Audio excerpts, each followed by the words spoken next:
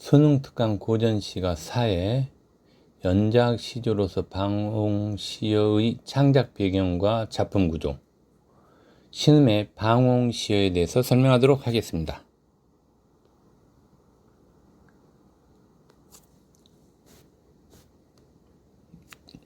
연작시조로서 방홍시어의 창작 배경과 작품 구조는 여러분 몇 개 단락으로 구분이 될까요? 크게 한번 구분을 해보기 바랍니다. 네, 여기까지 해서 2개 단락으로 구분을 하겠습니다. 자, 여기까지 첫 번째 단락, 그 다음에 여기까지 해서 두 번째 단락, 이렇게. 자, 첫 번째 단락 보도록 하겠습니다. 자, 첫 번째 단락은 여기 여러분 조심해야 돼요. 자, 마지막 줄, 무엇과 같았다, 병과 같았다. 요 의미를 여러분 잘 봐줘야 되겠죠? 자, 이제 내용 설명 들어가겠습니다. 방옥시어는 신음이 강해군 때 정쟁에 연루되어, 여러분 정쟁이라는 단어가 나오네요. 정쟁. 뜻이 뭘까요? 정쟁. 그쵸. 이때 정쟁은 그 계축옥사라고 여러분 들어봤나요? 계축옥사? 아마 들어본 학생도 있을 것 같은데, 계축옥사.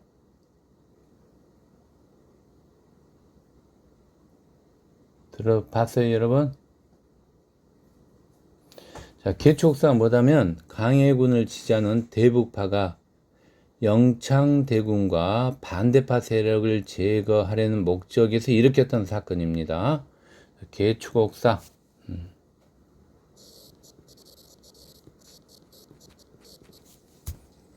근데 연루됐으니까 당연히 여러분 유배생을 해야 되겠죠. 그래서 김포로 추방된 뒤, 그 다음에 정치적 좌절감과 소외감, 세상에 대한 염증과 대결 의지 등을 토로한 연작시다. 여기서 여러분 정치적에서 의지까지 문맥상 의미 파악해야 되겠죠. 자, 정치적으로 어떻다는 거예요, 여러분? 성공했다는 겁니까? 실패했다는 겁니까? 그렇죠. 자, 정치적으로 실패했다는 이야기죠. 자, 정치적으로 실패했다, 이런 이야기가 되겠습니다. 그러면 자, 정치적으로 실패했기 때문에 간신들에 대해서 작가는 어떤 마음을 가지고 있을까요? 그렇죠? 혐오감을 느끼고 있겠죠. 그래서 이 정도 하나 쓰면 되겠습니다. 간신들에 대한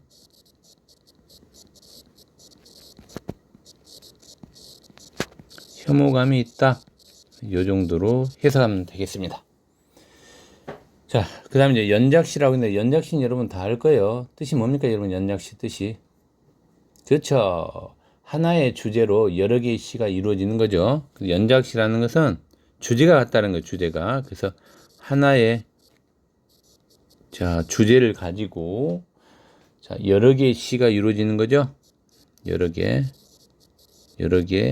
시가 이어지는 걸 연작시라고 부릅니다. 자, 그 다음에 이제 방홍시어서, 여러분 좀 신경 써야 됩니다. 서자가 붙었네요. 그죠? 어떨 때 여러분 서자가 붙을까요? 이 정도는 알고 있어야 돼요, 여러분. 서자의 의미가 뭘까요, 여기서? 그쵸. 자, 정리합니다, 여러분.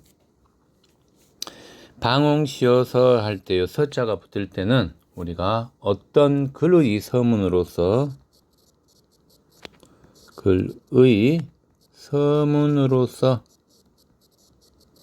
서문으로서 시 전체에 대한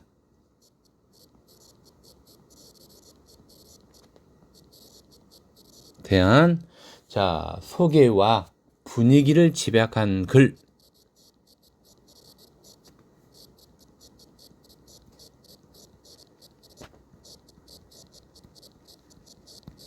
이럴 때 우리가 서자를 보통 붙이죠. 서의 의미적 해석 해둬야 됩니다. 자, 그럼 또 들어가겠습니다. 세상이 진실로 나를 버렸고, 나 또한 세상사에 진력났기 때문이다. 때문까지. 문맥상 의미가 뭘까요, 여러분? 여기서는. 그쵸? 나 또한 이 세상에 혐오감이 생겼다는 거죠. 근거는 뭡니까, 여러분? 간신들이 나를 모함해서 정치적으로 고입됐다는 이야기죠. 자, 간신이 날 모함해서 모함. 그럼 나는 어떻게 여러분? 정치적으로는 이제 고립될 수밖에 없죠. 고립됐습니다. 그래서 결론적으로 이 세상에 대해서 뭘 여러분 느끼고 있는 거죠? 이 세상사에 대해서 진력이 났다는 것은 저기 혐오감을 느끼고 있는 거죠. 자, 세상사에 대해서 혐오감을 느끼고 있다. 뭐 이런 정도로 해석하면 되겠습니다. 자, 또 그다음 보도록 하겠습니다. 여러분 여기서 부귀와 공명이라는 단어 자주 나오는 거죠. 부귀 공명. 이거하고 여러분 이꾸루 관계가 뭘까요, 여기서? 그쵸. 입신양명이 되겠습니다. 같은 말이에요. 입신양명. 여러분이 통상적으로 입신양명 할 때 여러분 딱 생각나는 게 뭐예요, 여러분? 하면 여러분이 30초 줄 테니까 분석해 보기 바랍니다. 입신양명. 이 정도는 알고 있어야 돼요.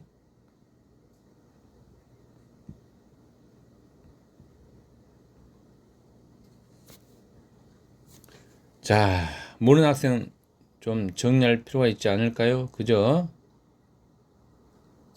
자, 자신의 뜻을 확립하고 이름을 날린다는 뜻이에요. 즉, 사회적으로 인정받고 유명해지는 것 입신양명이니까. 그죠?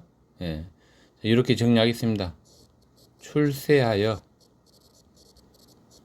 세상에 이름을 남김.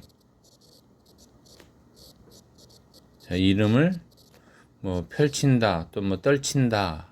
상관없겠죠? 떨침. 즉, 이 말은 사회적으로 인정받는다는 이야기예요. 자, 사회적으로 인정받는다. 이 정도로 해석하면 되겠습니다.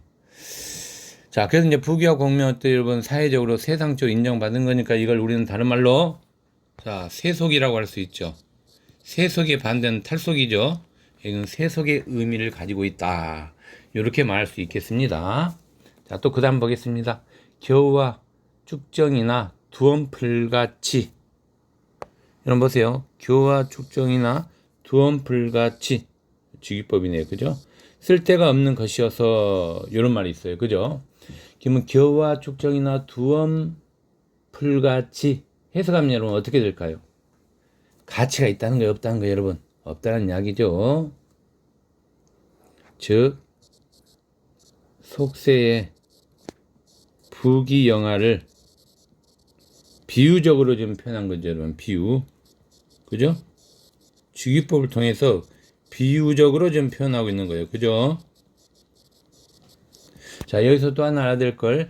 자, 무가치하고 쓸모없다라는 극단적인 표현이죠. 즉, 무가치하다. 무가치. 또는 쓸모가 없다. 없는 극단적 표현이라고 말할 수 있겠죠. 됐습니까? 그 다음 또 들어갑니다. 오직 사물에 접해 노래하면 풍부가 수레를 내래 호랑이를 잡는 만용을 못 버리는 병과 같았다까지. 여러분, 이 부분을 여러분 분석해 보면 여러분 바로 이 부분이 뭐예요, 여러분? 신음이 강한 애착을 가지고 있죠. 그죠? 자, 이 부분 여러분 신음에 강한 애착이 드러나 있어요. 이때 애착은 뭐에 관한 애착일까요, 여러분? 이런 걸 여러분 분석해야 되죠. 뭘까요, 여러분? 그쵸? 시 짓는 일이죠. 시작이죠. 자, 시 짓는 일, 즉 시작이라고 우리가 이걸 불러요, 한자로. 됐죠, 여러분? 자, 이런 건 여러분 잡아주시고. 자, 그 다음에 여러분 또 해석 들어갑니다. 풍부. 여기서 풍부라는 것은 여러분 옛날 중국에서 호랑이 퇴치로 유명했던 중국인 사람 이름이에요. 그죠? 풍부가. 그래서 이 풍부가 사람 이름입니다. 자, 수레를 내고 호랑이를 잡는 만용이라고 했잖아요. 그러니까 호랑이를 퇴치해서 유명했던 중국인이에요. 그쵸? 그러면 여러분, 풍부가 호랑이를 잡았다라는 것은 좀 허세를 좀 가지고 있는 거죠. 즉, 내가 간신을 잡겠다고 도전을 하는 것을 긍정으로 보고 있는 거, 부정으로 보고 있는 거, 여러분. 그렇죠. 부정이죠? 그래서 이 부분이 중요하겠습니다. 만용을 못 버리는 병과 같았다. 이 말은 많이 중요합니다. 모의고사에 잘 나와요. 자, 뭐에 대한 부정적 태도다? 그렇죠. 속세에 대한 부정적 태도가 드러나 있다. 하자의 태도라는 입장에서, 관점에서 우리가 볼 수 있었던 거죠. 자, 요렇게 해서 이제, 자, 1번 문단 주제 쓰도록 하겠습니다. 자, 작품의 이론 뭐가 나왔어요? 이론 1문단의 주제는. 그죠? 창작 동기와 배경이죠? 배경이 잘 드러나 있다 라고 말할 수 있겠습니다. 자, 두 번째 문단 들어가도록 하겠습니다. 두 번째 문단은 좀 쉬워요, 여러분. 그죠? 자, 어떤 시상 전개 방식이 연작 시조. 왜냐면 30수라고 했잖아요, 여러분. 그죠? 모두 30수라는 것은, 자, 여러분, 뭐예요, 여러분? 연작 시조라는 거죠. 이게 시상 전개 기본 틀을 삼고 있대요, 여러분. 그럼 여러분, 주제는 되게 쉬워지겠네요. 자, 연작 시조로서 30수니까. 연작 시조로서 작품의 시상 전개 방식,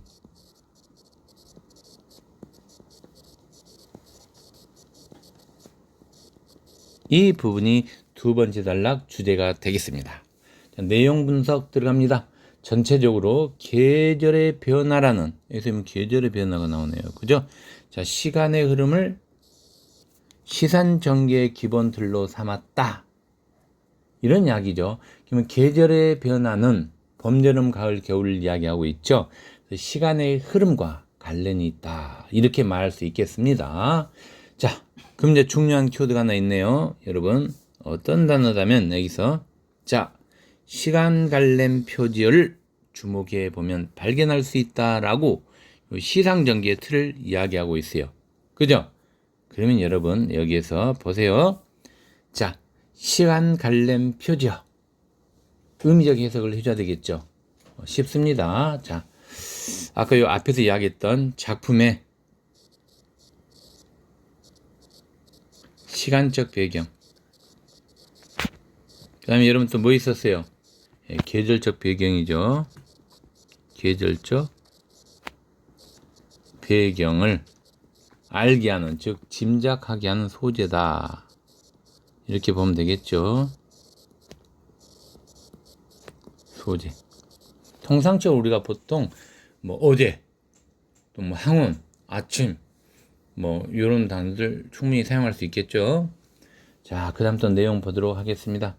자연물을 소재로 하여 시간적 배경을 제시하기도 했다. 그래서 하나의 정서를 드러내면서 다채롭게 구현했다라고 지금 표현하고 있어요, 여러분. 표현의 다채로움. 그죠? 예. 그럼 여기서 여러분 시간적 배경을 제시했다.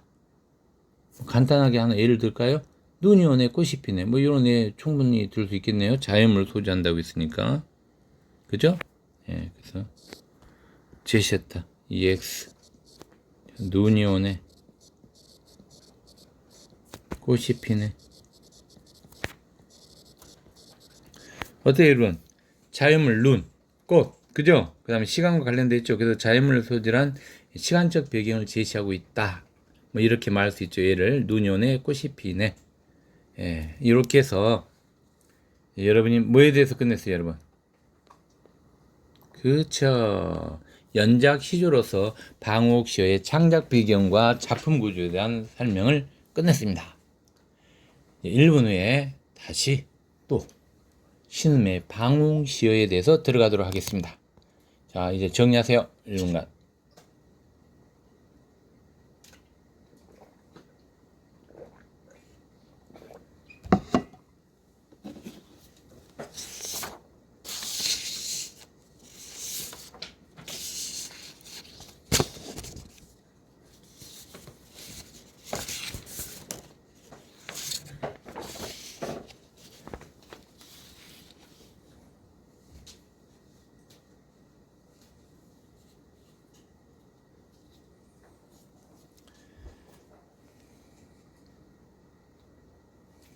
됐죠, 여러분? 자, 이제 두 번째 단락 들어가도록 하겠습니다. 신음의 방응 시어에 대해서 설명하도록 하겠습니다. 아마 신음의 방응 시어의 해제 부분을 보면 여러분이 알다시피 아까 이야기한 계축옥사죠, 여러분. 계축옥사. 아까 이 글자를 계축옥사죠, 그죠? 예, 계축옥사. 요와 관련을 시켜야 됩니다. 자, 1614년 신음이 계축옥사에 연루돼서 간직을 잇고 경기도 김포로 유배 생활하면서 30세 연작시조를 썼던 그런 내용이죠. 그럼 여러분, 자연에 묻혀 살면서 느끼는 어떤 삶의 정치를, 임금을 항상 생각하잖아요. 양반이니까. 영군지정, 그 다음에 세태에 대한 좌절감, 이런 것을 시조로 썼어요. 그죠? 특히 계절적 흐름은 겨울, 봄, 여름 이렇게 이어지겠죠. 그래서 일반적인 연시조처럼 작품 전체가 긴밀한 유기적 짜임새를 지녔다고 하기는 어렵다 싶다. 어려운 면이 좀 있겠죠. 그런 내용을 우리가 해제로 볼 수 있습니다. 자, 그럼 이제 신의 방응시어 1수 들어가도록 하겠습니다.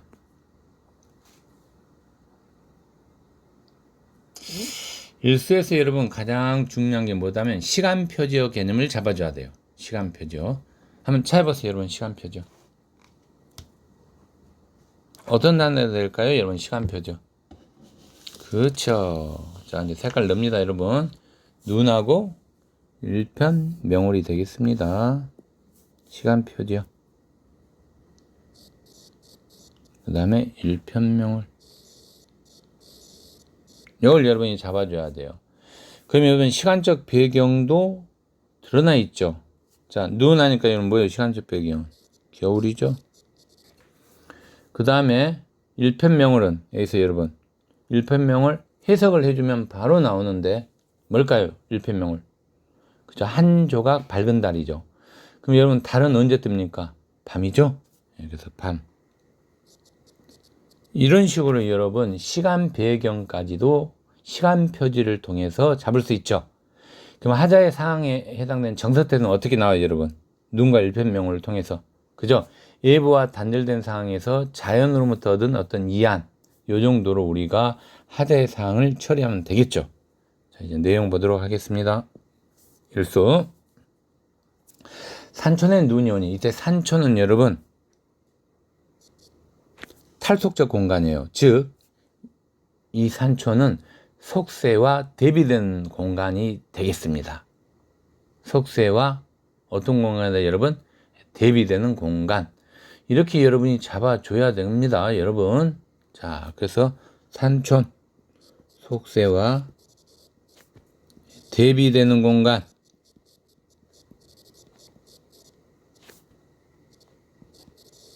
이렇게. 그 다음에 이제 눈에 대해서 보겠습니다. 눈은 당연히 겨울이니까 여러분 어떤 배경이에요? 계절적 배경이죠. 자, 계절감이 드러나 있어요. 그 다음에 또 하나 봐야 돼요, 여러분. 하자와 뭘 차단하고 있습니까? 왜냐면 눈이 오니 돌길이 묻혀버렸대요, 여러분. 돌길이. 그 다음에 또 시비도 이어지 말해요. 그쵸? 그러면 이때 눈의 의미적 해석은 하자와 속세를 뭐 하고 있는 거예요, 여러분? 차단하고 있는 거죠? 이런 걸 여러분이 정리해 줘야 됩니다. 속세를, 자, 중요한 포인트, 차단. 여기에 포인트가 되겠습니다. 됐습니까? 예, 잡아주시고. 자, 돌길이 묻혔어라 했어요, 여러분. 즉, 산촌에 눈이 오니 돌길이 묻혔구나, 이런 뜻이거든요. 그럼 돌길이 묻혔어라 했을 때, 묻혔으니까 돌길의 의미적 해석은 여러분 뭐가 될까요? 그쵸? 돌길은 여러분 속세와 연결되는 통로예요. 그죠? 요 해석 잘해야 됩니다, 여러분. 자, 돌길은 속세와 연결되는 연결 통로예요. 연결 통로. 근데 여러분 잘 보세요. 이게 여러분 묻혀버렸대요. 이 돌길이 이 속세와 연결되는 통로가 여러분 묻혀버렸대요. 그러면 이 묻혔어라, 즉 돌길에서 묻혔어라까지는 어떻게 해석을 해야 될까요, 여러분? 중요합니다. 그죠? 예부와의 단절감이라고 할 수 있죠. 이런 걸 여러분이 뽑아줘야 됩니다. 예부와의 단절감. 해석 잘해야 돼요. 자, 다시 한번 합니다. 돌길은 속수와 연결된 통로예요. 근데 이 돌길이 묻혀버렸대요. 눈에. 어떻게 되는지 예부와 단절감이 되겠죠. 이런 걸 여러분이 잘 잡아줘야 돼요. 그럼 여기서는 여러분 우리가 두 가지 이유를 볼 수 있습니다. 자, 표면적 이유와 표면의 반대는 뭐예요, 여러분? 이면이죠. 그래서 자, 표면적 이유가 있고요. 이면적 이유가 분명히 있겠죠. 이런 걸 여러분이 분석해서 볼 수 있어야 돼요. 그러면 이런 게 이제 모의고사에서는 3점짜리 문제와 관련이 되고 학교 내신에서는 어려운 문제가 되겠죠. 자, 보겠습니다. 하자의 고립을 야기한 표면적인 이유는 뭡니까, 여러분? 그렇죠? 눈이 내래 길이 막혔다는 이야기죠. 눈이 내래 길이 막힘. 자, 이면적 이유는 뭘까요, 여러분? 이거 잘 뽑아내야 됩니다. 그쵸? 아까도 얘기했지만 신음이 여러분 어디 갔어요? 유배 갔죠? 그러면 A선님 포인트가 뭡니까, 여러분? 현실 정치에서 어떻다는 거예요, 여러분? 배제됐다는 이야기죠? 현실 정치에서 배제됨. 이걸 여러분이 뽑을 수 있어야 됐어요. 자, 이제 고전 씨가 보는 눈 생겼습니까? 자, 특히 현실 정치에서 배제됐다는 것은 정치적 갈등 때문에 간직을 이뤘다는 이야기예요. 그죠? 자, 정치적 갈등. 그래서 간직을 잃은 거죠, 여러분. 유배 갔으니까.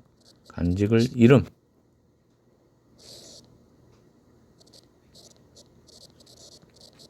이런 걸 여러분 뽑아줘야 됩니다. 상당히 좋은 지문입니다. 자, 그 다음 또 들어가겠습니다.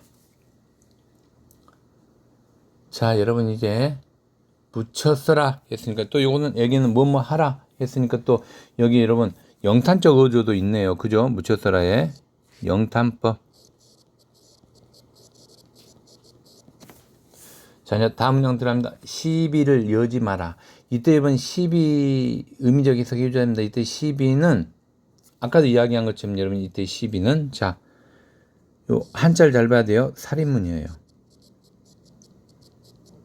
그럼 이 살인문도 여러분 똑같이 뭐예요, 여러분? 이 돌기라고 같은 의미죠. 속세와 연결 통로죠. 이해됐습니까? 자, 돌기라고 시비는 속세와 연결해준 통로예요. 이렇게 여러분이 해석을 해야 됩니다.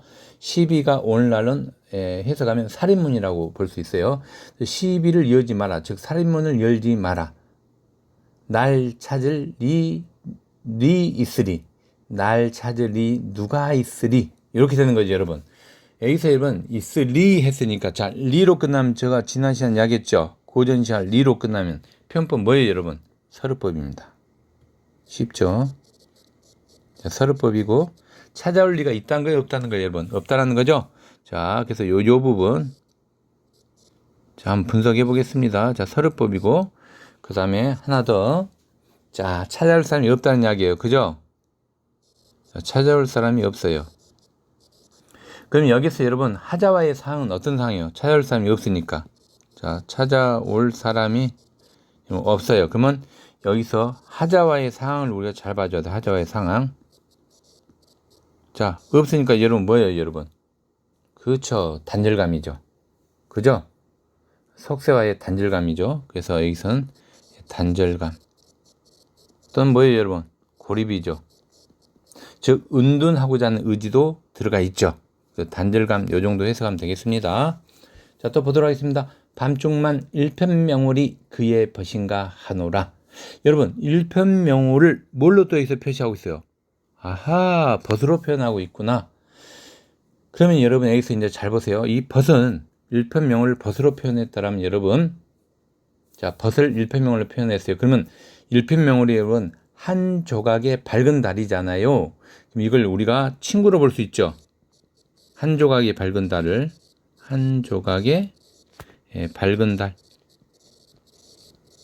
그럼 바로 여러분 무슨 법이 여러분 사용되고 있어요? 그렇죠. 의인법이죠. 네, 종료하겠습니다. 의인법. 의인화시키고 있습니다. 즉 자연물을 의인하여 자연 친화적인 정서를 드러내고 있죠. 즉 자연으로부터 얻는 삶의 이로를 보여주고 있네요. 그죠? 그래서 여기서 우리가 포인트는 자 자연 친화적이다. 이거 하나 잡아주시고 그 다음에 여러분 이 자연으로부터 얻는 삶의 이로감을 주고 있는 거죠. 삶의 이로감. 요거까지 여러분이 같이 봐주면 좋을 것 같습니다. 됐습니까? 그러면 하나 더. 자, 포인트 여러분 하나 더 내겠습니다. 자, 일편명월의 상위 개념 뭐예요, 여러분? 표현법. 그렇죠. 자연물이죠. 달이니까. 그럼 자연물로 봤을 때는 여러분 이게 뭐예요, 여러분? 그죠? 대표니까 대유법이 되겠습니다. 이것까지도 같이 볼 수 있어야 돼요.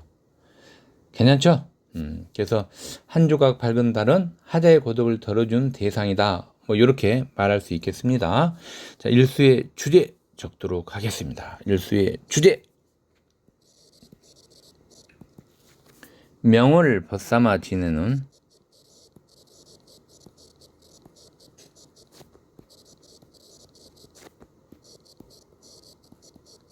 자, 산천의 여러분 뭐예요, 여러분? 일편명월이니까 겨울밤이죠? 제가 항상 이야기했죠, 여러분. 고시조에선 종장이 주제를 내포하고 있다. 이거 잊어버리면 안 되는 거예요, 그죠? 지내는 산천의 겨울밤. 이렇게 해석을 하면 여러분 좋겠죠? 자, 이제 삼수 들어가도록 하겠습니다. 자, 이제 삼수 한번 분석해 보세요. 특히 종장에는 주제가 포함되어 있다.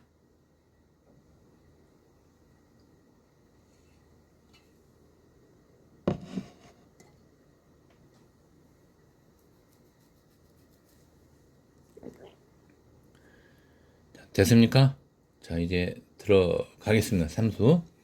자, 삼수에서 여러분 시간표죠 찾아주세요. 시간표죠. 삼수에서. 자, 시간표죠. 뭐가 될까요, 여러분? 시간표죠. 자, 초목이 다 매몰한 채, 매몰. 시간표죠. 하나 더 찾으세요, 여러분. 풍상. 이렇게 여러분 시간표지를 찾을 수 있어야 됩니다. 자, 그럼 여러분 초목이 다 매몰. 자, 시간적 배경 여러분 뭐예요? 초목이 다 없어질 때 언제 여러분? 네, 겨울이죠. 자, 풍상도 마찬가지죠. 겨울이 되겠죠? 공통점 겨울입니다. 겨울. 시간적 배경은 겨울이에요. 저 실현의 상황과 의지적 태도가 드러나 있다. 뭐 이 정도로 보면 되겠습니다. 자, 이제 해석 들어갑니다. 초목이 다 매몰한. 이때 초목은 여러분 풀과 나무예요. 그죠? 이게 다 매몰됐대요. 그러면 풀과 나무는 여러분 변하는 속성이 있죠. 이걸 우리가 가변적이라고 할 수 있죠. 쉽게 푸름을 잇는 대상이죠. 초목은. 그래서 이 초목을 우리가 다른 말로 가변적 속성이 있다. 뭐 이렇게 해도 틀린 이야기는 아니겠습니다. 맞는 이야기라는 거예요. 자, 그 다음에 이제 또 보겠습니다. 매몰한이라는 것은 눈에 묻혔다는 이야기예요. 그죠?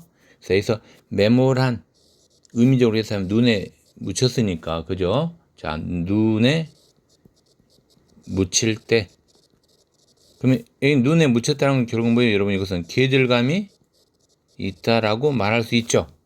겨울로서 이 정도는 여러분이 추론해야 됩니다. 자, 그 다음 송중만 여러분 풀었대요. 송중만 만자를 붙였어요, 여러분. 만자 조심해야 된다. 이때 만자는 보조사를 통한 의미 강조죠, 여러분. 보조사를 통한 의미 강조. 요 정도 여러분 문법도 잡아줘야 돼요. 자, 송중만 풀었다 했으니까, 그죠? 그러면 여기서 이제 송중만 했으니까 여러분 송죽은 뭐와 대조됩니까? 그쵸, 초목과 대조되죠? 이렇게 여러분 대조되는 거예요. 초목과. 즉 대조법이 사용되고 있네요. 자, 뭐와 대조된다고 여러분? 초목과 대조법이 사용되고 있다. 즉 초목하고 여러분 대조되고 있어요. 그죠? 예. 그 다음에 여러분 송죽만 풀었다니까 송죽은 어떤 영원성을 지니고 있죠. 송죽은 영원한 거예요. 영원. 그죠? 풀은 어때요? 초목은 여러분 시들어져도 그냥 없어지잖아요. 근데 송죽은 영혼이에요. 그죠? 그러면 초목은 뭐예요? 일시성이 되겠죠? 송죽은 영혼성이고, 이런 건 여러분 잘 잡아줘야 돼요. 가변적 특성이니까. 그러면 송죽은 영혼성이면서 불변적 속성을 지니고 있다. 이렇게 말할 수 있겠네요. 좀 깊게 들어가야 됩니다. 자, 그 다음 이제 풀렀다라는 것은 여러분 송죽의 절개를 뭐 하고 있는 거예요, 여러분? 찬양하고 있는 거죠. 즉, 실현에도 굴하지 않는 굳은 의지와 높은 절개가 있는 거예요. 그죠? 그럼 여기서 여러분 절개를 찬양하고 있어요. 이런 걸 우리가 여러분 뭐라고 부릅니까? 네, 예찬적 태도라고 부릅니다. 예찬적 태도. 이런 거 여러분 잘 잡아주셔야 돼요. 예찬적 태도. 됐습니까? 그래서 우리가 이 송죽과 같은 이러한 단어들을 우리가 보통 간섭적 소재다라고도 표현합니다. 자, 이 송죽 관련된 걸 뭐라 한다고 여러분 이런 걸? 예, 간섭적 소재. 이렇게도 표현하죠. 됐습니까? 자, 그 다음 두어라. 여러분 시조의 종장 3 분석해야 돼요. 이렇게 여러분 그죠? 3, 5, 4 뭐 3인데 2가 나왔네요. 그죠? 이런 식으로. 근데 여러분 시조의 종장의 첫 어절은 불변이죠. 두어라는 불변이에요. 불변. 두어라. 그쵸? 자, 그럼 이거 불변이니까 여러분 뭐예요, 여러분? 가사의 마지막 여러분 가사의 마지막에 나온 여러분 문장하고 이꼬르 관계죠. 그죠? 낙구체로서. 가사의 마지막도 여러분 뭘로 끝나요? 3, 5, 4, 3으로 끝나요. 제가 지난 시간 감동별곡 할 때 예문까지 찾아서 분석해 줬죠. 이 정도는 기본으로 알고 있어야 됩니다. 자, 두어라 했으니까 간섭적이고 이것도 영탄법이죠. 영탄법. 자, 그 다음에 성이언이, 이때 성이란 것은 본성을 이야기해요. 천성. 그죠? 천성, 본성. 즉, 타고난, 성질을 이야기하는 거죠. 본성 또는 천성. 자, 그 다음에 무엇하리 했으니까, 리자가 나오는 리, 여러분. 그럼 바로 여러분 뭐가 나와요? 리 나왔으니까, 물어봐서 무엇을 하겠는가? 즉, 서류법이 사용되고 있는 거죠. 예, 그래서 무엇 하겠는가? 이렇게 해석하면 되겠습니다. 자, 이제 삼수의 주제 보도록 하겠습니다. 삼수의 주제는 소나무와 대나무, 송죽이니까 그죠? 송죽의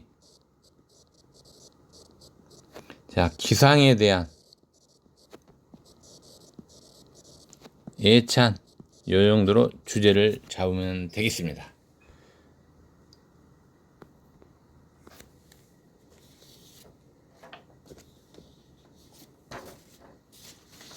자, 그 다음에 이제 육수까지 하고 쉬었다가 2교시 시작하도록 하겠습니다. 자, 육수 분석합니다, 여러분. 자, 어젯밤 눈 온 후에 이때 눈 여러분 그럼 눈 하면 바로 여러분 또 봐야 되죠. 시간표지죠. 눈. 그 다음에 여러분 또 하나 있네요. 시간표지가 뭐 있어요, 여러분? 달빛. 이런 거 여러분 잡아줘야 되죠.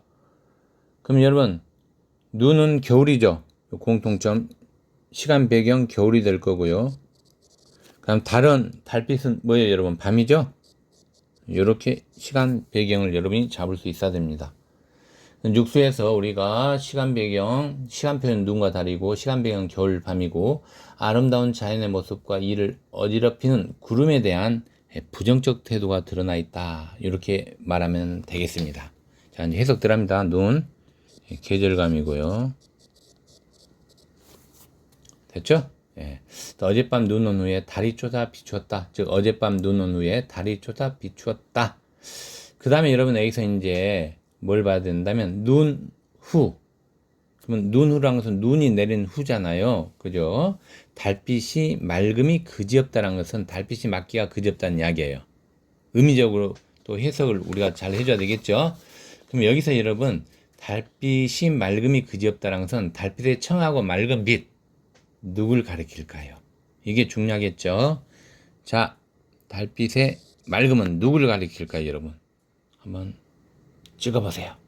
네, 임금이 되겠습니다. 이런 거 여러분 뽑을 수 있어야 돼요. 됐죠?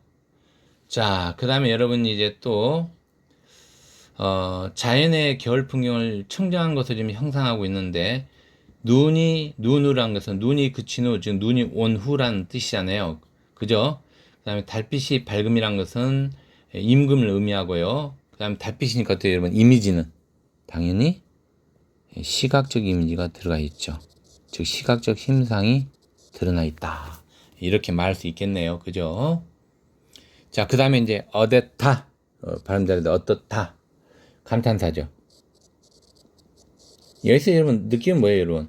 자, 천말부는 오락가락한노 했으니까 어떻다는 해안이나 안타까움의 정서를 드러내고 있다. 뭐 이렇게 말할 수 있겠네요. 그죠? 해안이나 안타까움의 정서. 그리고 아까도 이야기했지만 여러분 중요하죠. 시조의 종장 첫 구절에 보통 우리가 어떻다 하면서 감탄사가 사용되고 있지 않나요? 즉 가사 작품과 연관을 지어야 되죠. 예. 낙구체 형식을 취하고 있는 거죠. 같이 다 이렇게 모아서 정리하면 됩니다. 자, 그 다음 이제 또 마지막 문장 보도록 하겠습니다. 천말부은 뜻이 뭘까요? 천말부은. 그쵸? 하늘 끝자락에 이리저리 떠다니는 구름이에요. 그러면 여기서 이번 천말부은의 문맥상 의미적 해석은 임금의 정치를 방해하는 위험한 존재죠. 즉 세상에 대한 근심이 되겠습니다. 괜찮죠, 여러분? 세상에 대한 근심 또는 임금의 정치를 방해하는 위험한 존재, 즉 위험한 존재, 이렇게 해석을 해주면 될 것 같습니다. 자, 이게 여러분 어떻게 하고 있는 오락가락한데요, 그죠? 오락가락한다는 것은 조화로운 자연 풍경을 어지럽히는 대상에 대한 하자에 여러분 어떤 인식이 드러나 있다. 중요하죠. 아까도 한번 설명했는데 어떤 인식이 여러분? 예, 부정적 인식이죠. 여기 중요한 포인트가 되겠습니다. 인식을 보여주고 있다. 됐습니까? 자, 이제 삼수의 주제를 적고 그 다음에 좀 쉬는 것으로 하겠습니다. 자, 그러면 이제 육수가 되겠네요. 그죠? 육수. 자, 주제 적도록 하겠습니다. 겨울밤 달빛의 아름다움에 대한 애창과, 자, 겨울밤, 자, 달빛의 아름다움을 뭐 하고 있는 거예요, 여러분? 예찬하고 있죠? 예찬하고 있고, 하나 더. 자, 혼탁한, 뭐에 대한 근심이에요, 여러분? 세상이죠? 세상에 대한 근심이 드러나 있다. 이렇게 주제 잡으면 되겠습니다. 자, 여기까지 1교시 마치도록 하겠습니다. 잠시 후에 2교시 시작하도록 하겠습니다.